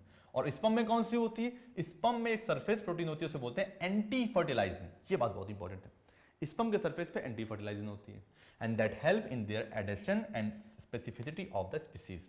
यानी कि यही फर्टिलाइजिन और एंटी फर्टिलाइजिन हेल्प करती है स्पर्म्स को ओवा से बाइंड करने में। अलग अलग स्पीसीज के स्पर्म्स और ओवा में अलग अलग टाइप की फर्टिलाइजिन और एंटी फर्टिलाइजिन होती है, जिस वजह से स्पेसिफिसिटी होती है अलग अलग स्पीसीज के स्पर्म्स और ओवा की। तभी तो हर अलग अलग स्पीसीज का स्पर्म हर स्पीसीज के ओवा से फ्यूज नहीं कर सकता, पर्टिकुलर स्पीसीज का स्पर्म पर्टिकुलर स्पीसीज के ओवा से ही फ्यूज कर सकता है। ये बात इंपॉर्टेंट है। अब आगे डिस्कस करेंगे बच्चों एम्ब्रियोनिक डेवलपमेंट के बारे में। खास बात क्या है बच्चों? द माइटोटिक डिवीजन, जब क्योंकि अब फर्टिलाइजेशन हो चुका है, ओवा ये रहा, स्पर्म ये रहा, दोनों फ्यूज करेंगे, फर्टिलाइजेशन के बाद क्या बनेगा? Zygote. This one is zygote, क्योंकि स्पर्म्स कैसे थे? हैप्लॉइड। ओवा कैसा था? हैप्लॉइड। जाइगोट कैसा हो गया? डिप्लॉइड। हैप्लॉइड स्पर्म मियोसिस से बना था, हैप्लॉइड ओवम मियोसिस से बना था, और फ्यूजन के बाद फर्टिलाइजेशन के बाद बन जाएंगे डिप्लॉइड जाइगोट। क्लियर? सो एम्ब्रियोनिक डेवलपमेंट में क्या होगा? जो माइटोटिक डिवीजन हो रहा होगा वो स्टार्ट हो जाएगा और बन जाएगा जाइगोट। जाइगोट आगे चल के डिवाइड करेगा, जाइगोट को ही बोलते हैं फर्टिलाइज्ड ओवम, और ये मूव करेगा through the isthmus of the oviduct toward the uterus, क्योंकि एम्पुला वाले रीजन में तो फर्टिलाइजेशन हो चुका है, अब वो यूट्रस की तरफ मूव कर रहा है for the process of implantation and forming the 2, 4, 6, 8, 16 daughter cells and called the blastomeres. और उस जाइगोट में आगे चल के सेल्स बनने लगेंगे। जाइगोट का साइज तो वही रहेगा, बट सेल्स का नंबर बढ़ता जाएगा, उनका साइज छोटा होता चला जाएगा। जाइगोट का साइज सेम रहेगा बट जो नंबर ऑफ सेल्स होगा वो बढ़ेगा। तो सर ये कैसे पॉसिबल है? नंबर ऑफ सेल बढ़ रहा है बट जाइगोट का साइज कांस्टेंट है, क्योंकि सेल्स का साइज छोटा होता जाता है, ब्लास्टोमियर का साइज छोटा होता चला जाता है, एंड इन सेल्स को बोलते हैं blastomeres. And this process is called the cleavage. इसे क्या बोलते हैं? क्लीवेज। ये क्लीवेज चल रहा है यहाँ पे। अब जब एम्ब्रियो 8 to 16 ब्लास्टोमियर तक का बन चुका है, इस स्टेज को बोलते हैं मोरुला। मलबरी जैसा होता है बिल्कुल, ये शहतूत जैसा, but it is not larger than that a zygote. ये जाइगोट से बड़ा नहीं होता, साइज वही रहता है मोरुला का। ये देखिए fertilized egg 2 celled stage, 4 celled stage, 8 celled stage, morula बोल दिया। 16 ब्लास्टोसिस्ट बन गया, ब्लास्टोला बोल दिया। फिर आगे फीटस बन जाएगा 5 वीक्स में, फिर ये 10 वीक्स का फीटस दिख रहा है, 20 वीक्स का फीटस दिख रहा है, और 40 वीक्स में फुल्ली मैच्योर फीटस बन जाता है, क्योंकि हम लोगों में गेस्टेशन पीरियड यानी गर्भावस्था 9 मंथ्स की या 40 वीक्स की होती है। ये रहा हमारा फुल्ली डेवलप फीटस। इस तरह से ये बन चुका है। चलिए तो अब क्या होगा? आगे चल के मोरुला डिवाइड करेगा, ट्रांसफॉर्म करेगा ब्लास्टोसिस्ट में, और आगे मूव करेगा और आगे जाके यूट्रस में इंप्लांट हो जाएगा।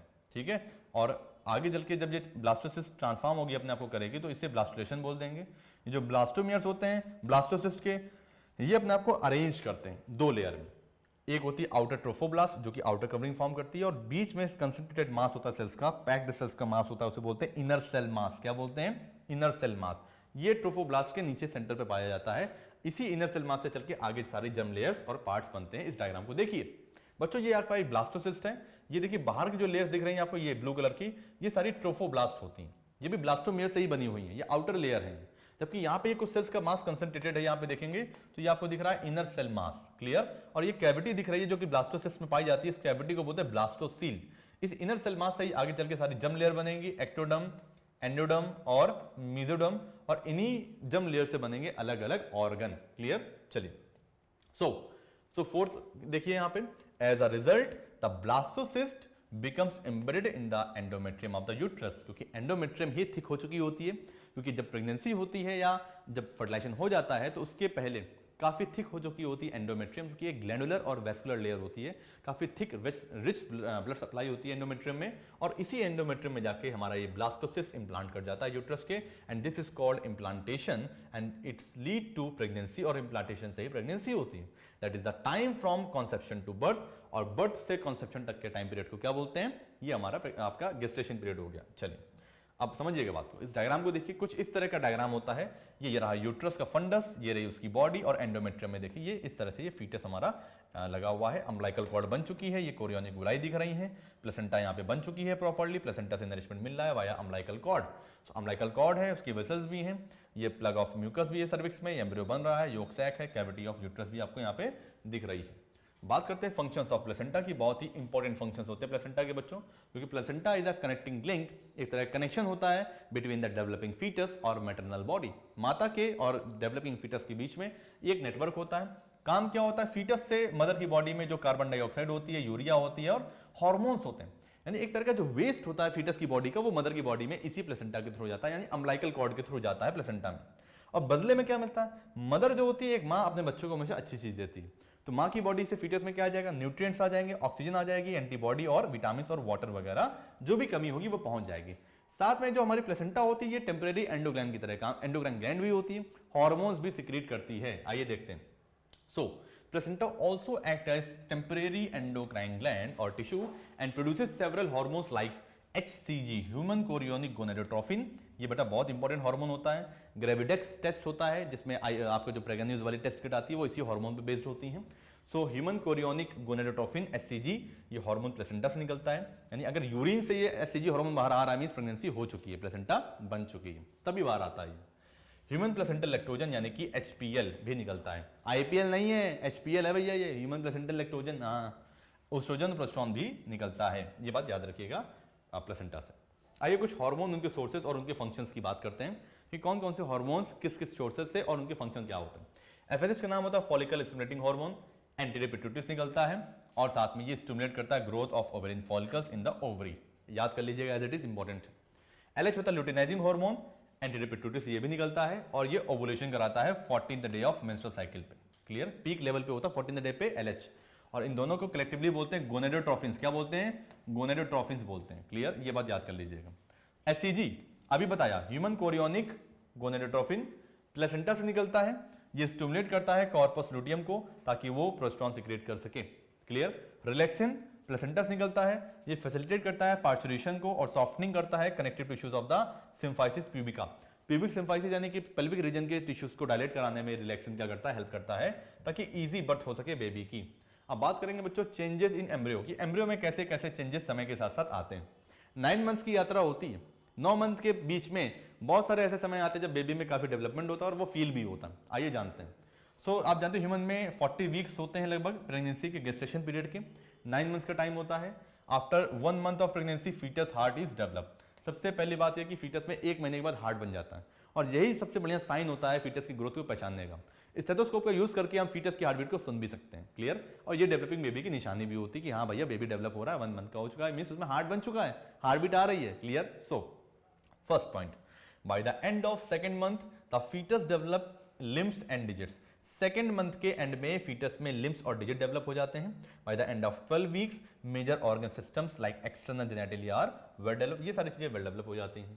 फर्स्ट मूवमेंट जो होता है फीटस का वो आता है आपके 5th मंथ में, बॉडी में हेयर्स जो आते हैं वो भी 5th मंथ में, पेट में किक पड़ने लगती है, फीलिंग होती है कि हाँ लात मारा पेट में, नहीं 5th मंथ में बॉडी में हेयर्स आ जाएंगे, बहुत इंपॉर्टेंट बात है, और साथ में फर्स्ट मूवमेंट भी अपीयर होता है। Bye the end of 24 weeks यानी 6 मंथ्स की अगर बात की जाए तो सेकंड ट्राइमेस्टर बोल सकते हैं, क्योंकि फर्स्ट ट्राइमेस्टर 3 मंथ्स का होता है, second trimester 6 month. So end of 6 month में अगर देखा जाए तो बॉडी के आसपास बहुत ही फाइन हेयर्स की कवरिंग आ जाती है, छोटे छोटे रोए आ जाते हैं, आईलिड्स बन चुकी होती हैं, आईलैशेस भी सेपरेट हो चुकी होती हैं, and bye the end of 9 months pregnancy complete हो चुकी होती है, फीटस पूरा डेवलप हो चुका होता है, रेडी फॉर डिलीवरी, फीटस पूरा रेडी हो चुका है, अब वो बाहर आना चाहता है, जल्दी से दुनिया में आना चाहता है, वो पूरा डेवलप हो चुका है, क्लियर। सो पार्चुरेशन की बात करते हैं, अब क्योंकि बाहर आना चाहता है तो पार्चुरेशन तो होगा, डिलीवरी तो होगी। So what is parturition, the time period during which the embryo remains in the uterus, that is the after the last day of menstruation, menstruation जब आखिरी बार होता है तब से लेके to the day of parturition और डिलीवरी इज कॉल्ड गेस्टेशन। गर्भावस्था गेस्टेशन पीरियड हम लोगों में 9 मंथ्स या 40 वीक्स का होता है, इंपॉर्टेंट बात। And the gestation period of human is about 9 months और 40 weeks. Parturition include a complex neuroendocrine mechanism. Parturition induce कब होता है? जब एक कॉम्प्लेक्स न्यूरोएंडोक्राइन मैकेनिज्म होती है। फुल्ली डेवलप बेबी और प्लेसेंटा ये दोनों रिस्पॉन्सिबल होते हैं डिलीवरी के लिए, पार्चुरेशन के लिए। जो रिफ्लेक्सेस आते हैं डिलीवरी के लिए जिसे बोलते हैं फीटल इजेक्शन रिफ्लेक्स। जो फीटल इजेक्शन रिफ्लेक्स फीटस को बाहर करने के जो रिफ्लेक्स होते हैं ये दो जगह से आते हैं। फुल्ली डेवलप बेबी से आते हैं जब बेबी पूरा डेवलप हो चुका हो, और साथ में प्लेसेंटा से निकलते हैं ये रिफ्लेक्स, ताकि बॉडी को इंडिकेट कर सके कि आप डिलीवरी होने वाली है। ये देखिए fully develop baby and placenta से मिलेंगे फीटल इजेक्शन रिफ्लेक्स, जिसकी वजह से पिट्यूटरी ग्लैंड से निकलेगा ऑक्सीटोसिन, और ये निकलेगा पोस्टीरियर लोब से। ऑक्सीटोसिन कहां से निकलता है? पोस्टीरियर लोब से, पोस्टीरियर पिट्यूटरी से निकलता है। क्लियर? चलिए पार्स नर्वोसा याद है ना? चलिए so release of oxytocin and contraction in the myometrium, क्योंकि स्मूथ मसल्स की लेयर होती है यूट्रस में मायोमेट्रियम, वहां कॉन्ट्रैक्शन होगा और बेबी एक्सपेल्ड आउट हो जाएगा। आइए बात करते हैं लैक्टेशन की, बहुत ही इंपॉर्टेंट टॉपिक है कि लैक्टेशन क्या होता है। सो द मेमोरी ग्लैंड्स, आप जानते हैं बेबी अब पैदा हो चुका है, लैक्टेशन बहुत जरूरी है, नरिशमेंट नहीं मिलेगा तो कैसे सर्वाइव करेगा। सो मेमोरी ग्लैंड आपको मैं पढ़ा चुका हूं। मेमोरी ग्लैंड जो होती है फीमेल्स में उनमें डेवलपमेंट होता रहता है, क्योंकि प्रेगनेंसी चल रही है तो मेमोरी ग्लैंड में डिफरेंशिएशन डेवलपमेंट होता रहेगा। Differentiation during the pregnancy and the production and release of milk by the mammary gland of the female after birth of young one is called lactation। जब baby पैदा हो चुका है, young one पैदा हो चुका है, अब उसके बाद क्या होगा? मेमोरी ग्लैंड मिल्क प्रोड्यूस कर रही होंगी, वो मिल्क सिक्रेट करने लगेंगी। इस टाइम को ही बोलते हैं लैक्टेशन टाइम पीरियड। जो सबसे बड़ी बात है, सबसे इंपॉर्टेंट बात वो ये है कि जो फर्स्ट मिल्क आता है, सबसे जो फर्स्ट टाइम मिल्क निकलेगा which comes out from the mother's mammary gland और breast just after child birth is called colostrum. इसे बोलते हैं कोलोस्ट्रम, जो कि एंटीबॉडी रिच होता है, बहुत ही न्यूट्रिशियस होता है, बहुत ही ज्यादा रिच होता है विटामिन में, मिनरल्स में, बहुत ज्यादा एसेंशियल होता है बेबी की ग्रोथ के लिए। इस तरह से हम ये कह सकते हैं कि भैया लैक्टेशन बहुत जरूरी होता है बेबी के लिए, क्योंकि इस फर्स्ट येलो मिल्क को बोलते हैं कोलोस्ट्रम। क्या बोलते हैं? कोलोस्ट्रम बोलते हैं। ठीक है जी। तो इस तरह से हम लोगों ने आज के इस सेशन को कंप्लीट किया। आप ध्यान दीजिए बच्चों, अगर आपको अभी भी कोई क्वेरी है, हमने कोशिश, क्योंकि रिवीजन सेशन है बच्चों, बहुत तेजी से हमें चीजों को रिवाइज करना होता है और हम कोशिश करते हैं कि सारे टॉपिक्स को जल्दी से रिवाइज करें। कैसे संभव है ये? तो भैया हर टॉपिक को थोड़ा थोड़ा जल्दी जल्दी समझ लेते हैं। ठीक है जी, क्योंकि आप जानते हैं अभी मान लीजिए 9-10 हो रहा है, अप्रोक्सीमेटली मान लीजिए 1 आवर 30 मिनट्स भी कंप्लीट नहीं हुए हैं। विद इन 1 आवर 30 मिनट्स हमने पूरे चैप्टर को रिवाइज करने की कोशिश की। कुछ चीजें हैं जो नहीं हो पाई, कुछ चीजें हमने बहुत अच्छे समझ ली, कुछ चीजें जो मॉडरेटली समझ ली, और कुछ चीजों को सुपरफिशियली समझ लिया। तो ये सारी चीजें रिवीजन में शामिल होती हैं। बहुत डिटेल में जो वीडियोस आपको चाहिए थी वो आपके पास अवेलेबल हैं, आप उनको एप्लीकेशन से देख सकते हैं। उसमें जो प्रॉब्लम हो आप हमको ईमेल कर सकते हैं query@katyayacademy.com पे। तो इस तरह से आज का ये लाइव सेशन हमारा कंप्लीट होता है। नेक्स्ट सेशन के लिए तैयार रहिएगा, पढ़ के आइएगा और उस सेशन से जुड़े हुए वीडियोस को देख के आइएगा, ताकि आपको रिवीजन प्रॉपर्ली समझ में आए। मैंने कोशिश की कि सारी बातें वो अपनी बहुत ही आसान तरीके से आपको समझाने की कोशिश की, ताकि आपको हर बात आसान समझ में आ जाए। फिर भी अगर आपको कोई दिक्कत होती है तो डोंट वरी, बी हैप्पी, क्योंकि आप हैं जुड़े हुए हैं कात्यायन एकेडमी से, और फटाफट से क्वेश्चन पूछिए और उसका सॉल्यूशन पाइए। थैंक यू बच्चों, मिलेंगे नेक्स्ट लाइव सेशन में। तब तक के लिए tata bye bye and good night.